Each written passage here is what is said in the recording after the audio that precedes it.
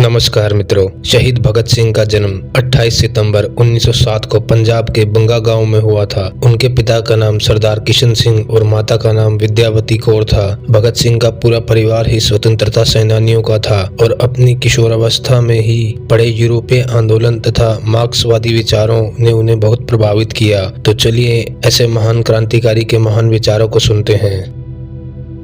जिंदगी तो केवल अपने कंधों पर जी जाती है, दूसरों के कंधे तो सिर्फ जनाजे के वक्त ही इस्तेमाल होते हैं। मेरा एक ही धर्म है, देश की सेवा करना। प्रेमी, पागल और कवि तीनों एक ही चीज से बने होते हैं। अक्सर लोग देशभक्तों को पागल कहते हैं। सूरज दुनिया में हर देश से रोशन होकर गुजरता है, लेकिन उस समय ऐसा कोई देश नहीं होगा जो भारत की तरह इतना स्वतंत्र, खुशहाल और प्यारा हो। इंसान तभी कुछ करता है जब उसे अपने काम का उचित होना सुनिश्चित हो, जैसा कि हम विधानसभा में बम गिराते समय थे। राख का कण कण मेरी गर्मी से गतिमान है, मैं ऐसा पागल हूँ जो जेल में भी आजाद है। अगर बहरों को सुनाना है तो आवाज बहुत तेज होनी चाहिए। हमने बम किसी को मारने के लिए नहीं बल्कि ब्रिटिश सरकार पर गिराया था। अंग्रेजों को भारत छोड़ देना चाहिए और उसे आजाद कर देना चाहिए। क्रांति में हमेशा संघर्ष हो ऐसा जरूरी नहीं, यह बम और पिस्तौल की राह नहीं है। जो इंसान उन्नति के लिए राह में खड़ा होता है उसे परंपरागत चलन की आलोचना तथा विरोध करना होगा, साथ ही उसे चुनौती भी देनी होगी। मैं यह मानता हूं कि मैं महत्वाकांक्षी, आशावादी और जीवन के प्रति उत्साही हूं, लेकिन जरूरत पड़ने पर मैं इन सभी का त्याग भी कर सकता हूं। यही सच्चा त्याग होगा। आजाद सोच और कठोरता, यही चीजें क्रांतिकारी होने का गुण है।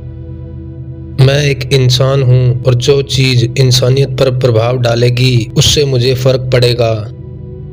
किसी को क्रांति को परिभाषित नहीं करना चाहिए। इसके बहुत से अर्थ हैं, मतलब हैं, जो कि इसे उपयोग अथवा दुरुपयोग करने वाले तय करते हैं। सामान्यतः लोग हालात के आदी हो जाते हैं और उसमें बदलाव करने की सोच से ही डर जाते हैं। हमें इसी डर की भावना को क्रांति की भावना में बदलने की आवश्यकता है।